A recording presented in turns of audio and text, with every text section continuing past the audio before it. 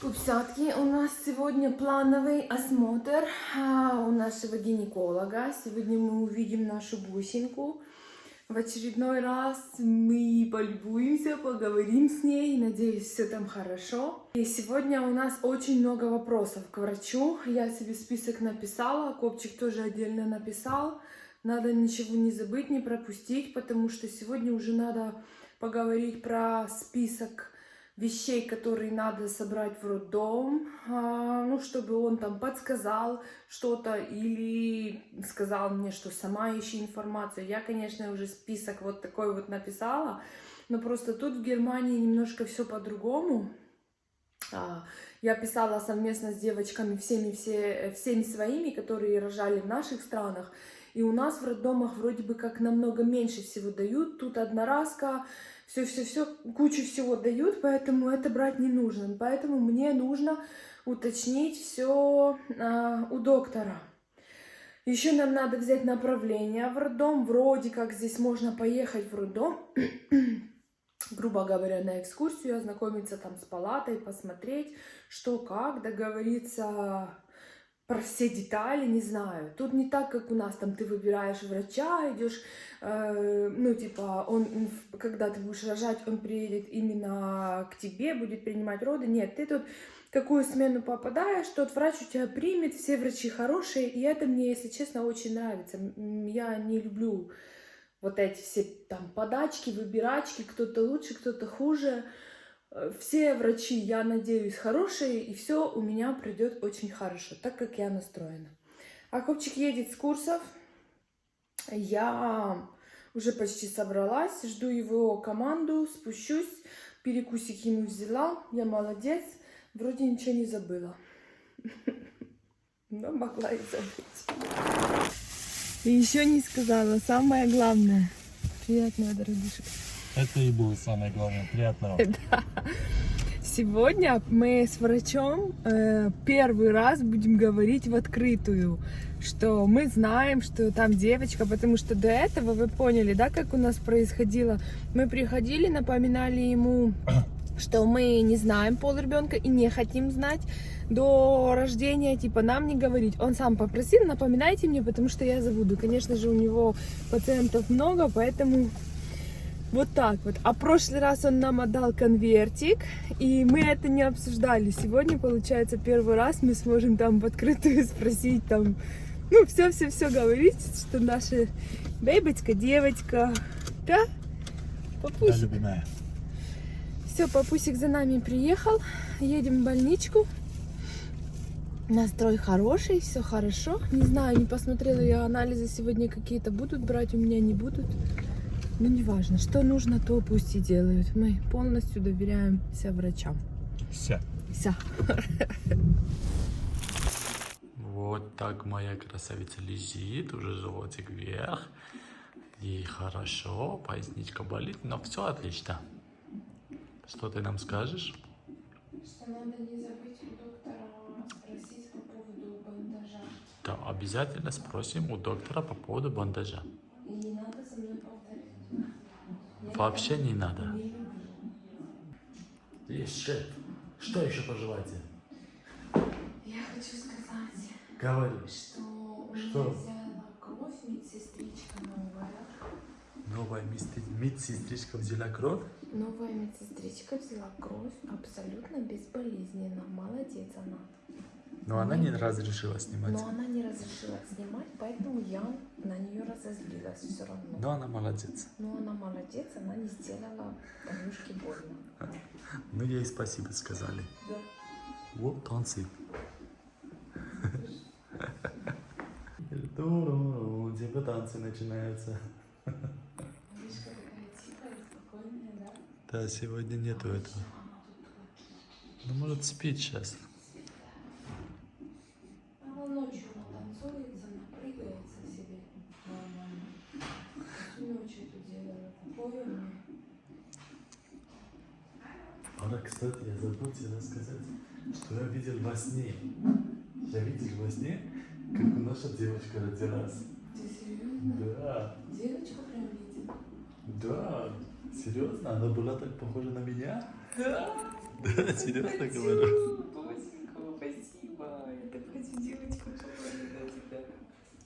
Короче, я не помню ситуация какая была конкретная, но точно помню, что вот... да, вспомнил, типа у тебя должны быть роды, и мы там бежим в больницу, мы добежали, и типа, ну у тебя так все это быстро и легко произошло, что я такой растерялся и даже не успел камеру достать, чтобы куда-то там поставить, чтобы снять этот момент, типа, ну, мы же как ни крути блогеры. Ну да. И ребенок так быстро просто родился, я такой, о, ребенок, и ее дали там мне в ручки. Я смотрю, она так на меня похожа. Такие глаза большие, смотрит на меня. Что я уже нашу дочку видел. Привет, наша дочка. Тетюля, папа тебя уже видел. Ты уже с папой игралась. А мама еще не видела? Нет. Ничего, скоро увидит. Моя любимушка говорит, что ее замучили. Но мы тут были, как обычно, 2 часа. Мы получили сегодня... Мы дали кровь, мы сделали ультрафиолет, Мы солярий. сделали УЗИ, мы сделали кардиограммку сердечка детского. Мы сдали кровь, и мы получили еще одну прививку. Вакцинацию. Вакцинацию, да. Последнюю, больше не будет. Да. От чего там было? Под гриппом. Так, продолжаем в тишине уже из машинки. Покоя. В покое, да. Я хочу вам сказать, что я так нормальненько устала. Что-то меня измотали. И еще я распереживалась по поводу того, что доктор сказал. Что голова ребенка наверху нужно опустить вниз. Может быть, опять же, он сказал, я вам даю направление в больницу. 6 числа мы пойдем в больницу. Там сделают, ну так скажем, проверку и скажут, нужно ли менять положение ребенка. Если да, то там можно руками вот так подвинуть положение ребенка. Я это видел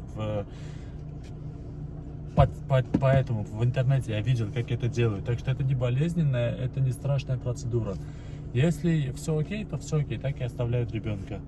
Но наш малышок, все хорошо будет с ним. Так что не переживай, ты что, Вара? Переживаю, потому что я не думаю, что это так просто взять его и перевернуть. Сейчас приеду домой, буду читать, смотреть. Не Я волнуйся. испугалась.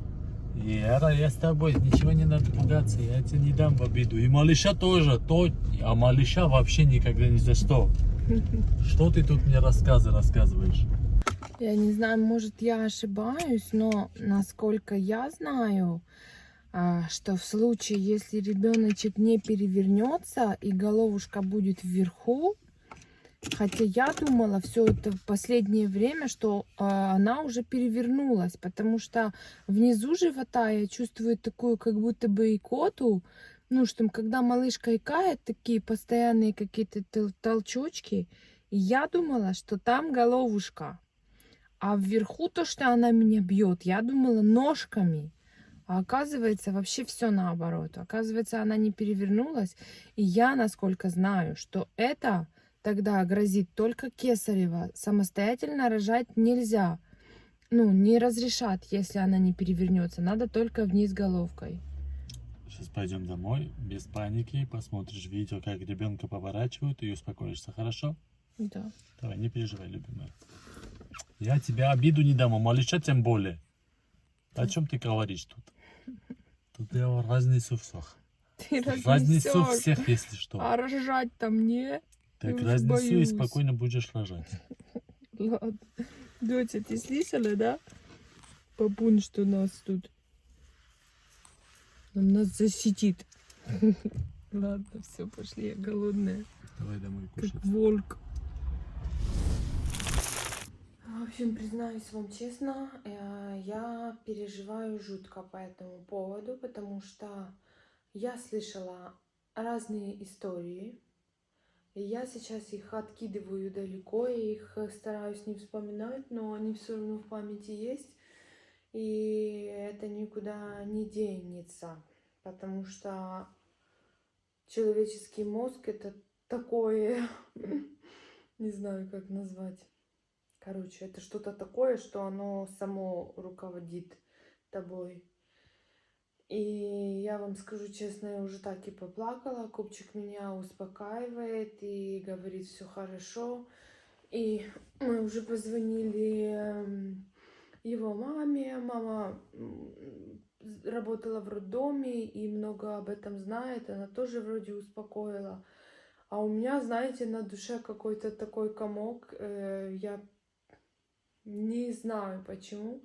Может, я так настроилась, что все так у нас пройдет гладко, и все так тфу-тфу-тфу, все слава богу. И я так каждый раз радуюсь. И в этот раз тоже врач сказал, что у нас там показатели, все там за сегодняшний день, сколько, он говорит, сколько у меня было людей, у вас самые лучшие, все у вас там идеально.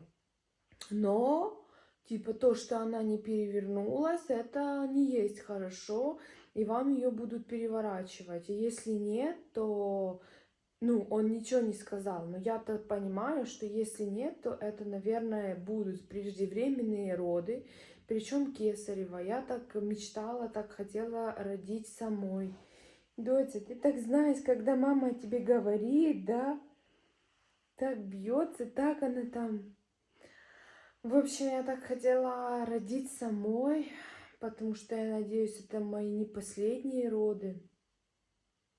Не знаю, сейчас говорю, короче, у меня такой какой-то комок. Что-то мне нелегко на душе просто. Но я уже настраивалась, что я плакать не буду, ничего тут такого страшного нет. У нас 34-я неделя.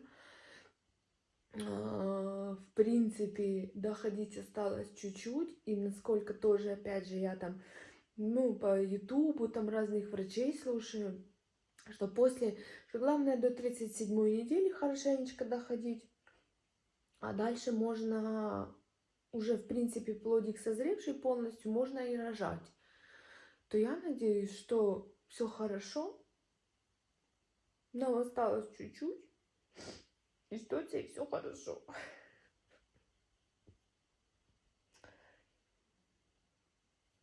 В общем, если вы владеете какой-то полезной информацией по этому поводу, конечно же, делитесь обязательно. Если у кого-то такое было, тоже говорите, какие у вас ситуации. Плохие не пишите, пожалуйста. Так нехорошо. Только хорошие пишите. Хитрая, да? Ой, ладно, девочки, мальчики. Обещала Копчику не буду плакать. И себе обещала. И что-то не держу себя в руках в последнее время. Вроде бы все хорошо, но видите, что-то да и нехорошо. Ладно, бусинка. Еще, кстати, я слышала, что надо с ней разговаривать, что это психосоматика еще как-то что-то там у меня срабатывает. Хотя у меня такой настрой был, что у нас все так должно быть идеально. Не знаю, я просто, мне кажется, столько молилась, чтобы этот ребеночек у нас получился, что я думала, что все должно быть идеально. Ну, наверное, так не бывает. В общем, я другое хотела сказать. Про эту психосоматику, что надо вообще там с малышкой разговаривать и просить ее, и она еще может перевернуться. Не знаю, смешно или нет. Ой, ладно, все. А если хотите, пишите, поддерживайте, будем признательны.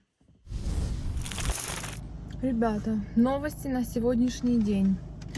В Германии есть такое понятие, как хебама. Это акушерка, которая помогает тебе подготовиться к беременности и может быть с тобой во время беременности и еще и после беременности. Не спешите? Да. Хорошо, спасибо, милый. Ее надо искать, начиная с 10-й недели беременности. Но я об этом не знала. Только недавно мы узнали, начали искать, нашли. Все хорошо. У нас будет такая женщина или девушка, мы пока не знаем, мы с ней списывались по почте. Сейчас она нам назначила встречу, она проводит там курсы для мам, пап, она показывает, как пеленать, она поможет, научит кормить. В общем, все то, что я высматриваю, выучиваю в интернете или там через друзей, знакомых, но это все равно надо показывать, знаете, это же так кажется, что типа посмотрела, все сделаешь. Хотя, наверное, сделаешь, не знаю. Просто мы ничего не знаем, еще не проходили этот Жанушка путь. моя чуть-чуть волнуется, переживает, потому что это все-таки наша первая беременность. Мы не имеем информации той, которую должны иметь. Мы справимся однозначно. Нету такого, что мы не справимся. Мы не тупые, мы не маленькие дети, мы взрослые, состоявшиеся люди. Так что все будет окей.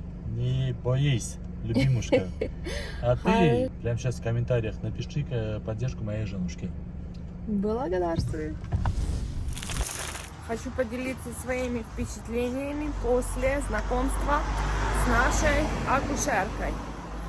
Нам безумно понравилась женщина, достаточно возрастная, грамотная, животик потрогала. Даже немножко меня успокоила, потому что у меня есть такие нормальные переживания по этому поводу, что ребеночек вверх головой сейчас. Но показала упражнение, сказала купить мяч. В общем, много чего она наговорила. Я даже половины сейчас всего не помню. Она показала упражнения, какие нужно сделать, чтобы ребенок перевернулся. Она сказала, вообще не беспокойся об этом, потому что ребенок начинает переворачиваться именно с 34-й недели ребенок начинает поворачиваться. По поводу мячика, мячик сказал, если хотите, можете купить, чтобы делать упражнения. Это вам поможет, показала, какие упражнения, сказала, на какой стороне лучше ложиться, чтобы был результат, и показал, что ребенок в каком направлении будет переворачиваться. То есть вот так. Это получается, если вот так покрутить, против часовой стрелки. Эти все приемы у этой хибамы оплачивает здесь страховая компания. Что там, она гимнастику может тебе там показывать, может с тобой делать. Ну, короче, полностью твоя акушерка, помощница. Она нам следующую встречу назначила после того, как у нас будет еще раз прием у нашего врача. Потом мы поедем в роддом, мы должны прийти к ней, все ей рассказать. В общем, наша помощница у нас теперь есть. Мы очень рады, довольны. Поэтому идем в страховую. Это все дело заключить. Да? Как-то одно с другим не связано, но она все правильно сказала. Ну, это не всем понятно, потому что я сама не все понимаю, что говорю. Ну, я думаю, кому надо, тот поймет. Переспросит. Еще, кстати, Подарки. подарки дали тоже. Наверняка там какие-то пробнички, вот такое что-то подарочное. Чему я очень радуюсь, как обычно. Так, Танюшка у меня очень расстроилась из-за той информации, которую мы услышали. Вы уже знаете об этом, что малыш в животике не в правильном положении, что малыш должен быть головой вниз, а у нас головой вверх малышка. Но я думаю, эту проблему можно решить. Хибама нас очень успокоила. Хибама — это акушерка, так называемая. Она очень хорошо нас успокоила, но я Танюшку сейчас положил спать, решил чуть-чуть убрать вот эти старые цветочки, которые завяли. И потом разбужу мою любимую, поедем, займемся ее любимым делом. Хоть как-то надо ее настроение поднять. А любимое дело ее, вы и сами знаете, магазинчики. Ну, короче, это особо проснулась. И это особо говорит, я не хочу в магазин идти. Как-то у нас такого никогда не было. Я прям очень сильно удивлен. Говорит, настроения нету. Не хочу в магазин. Продукты у нас и так есть. Хватит до завтра. Что делать? Как поднять настроение моей девочки? Как ей объяснить, что все нормально? Что это всего лишь там 35-я неделя. 35-я?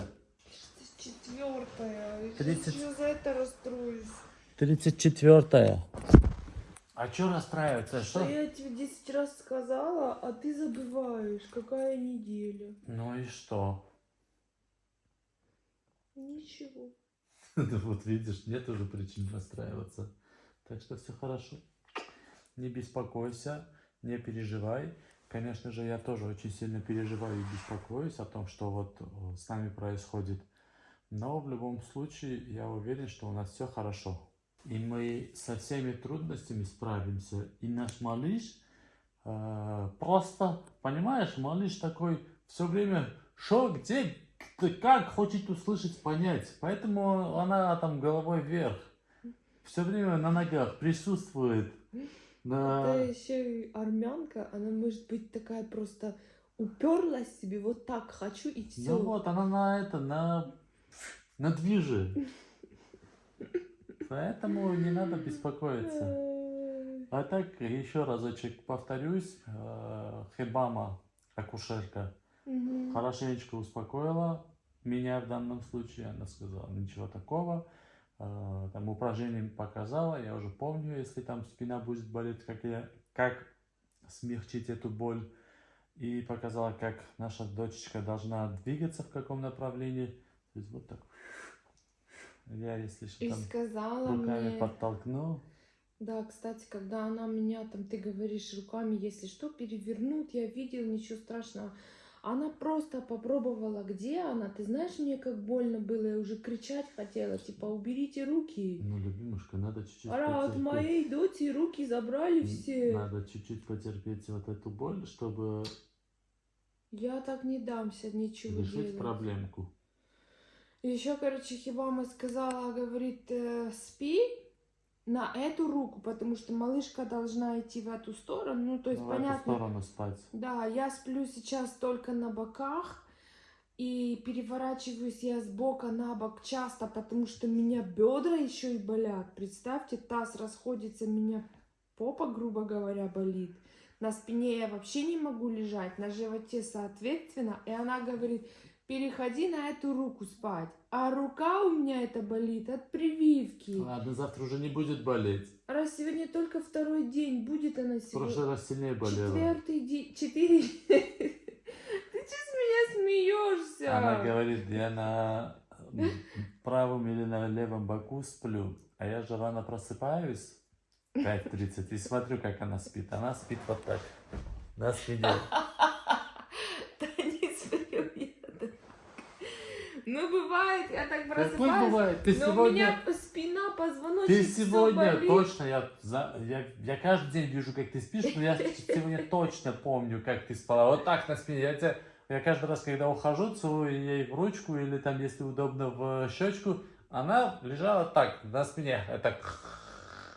Я щечку поцеловал, она встала такая, что, где? Я говорю, спи. 6 утра. И, кстати, сегодня он меня разбудил, я больше спать не могла. Вообще у меня такие проблемы со сном стали. Это эти мысли меня душат или что, я не знаю. Все хорошо. Поддержка нужна ваша в комментариях. Не забываем, пишем. Брат, все будет хорошо. Танюха, брат, не беспокойся. Он себе прикалывается, понимаете? Потому что никаких проблем у нас нету и не может быть. Давай, Да. брат, все, пожми мне руку. На этом закончим наш выпуск сегодня. Спасибо, что были с нами. Спасибо, что поддержали. Мы вас любим. Пока. Пока-пока.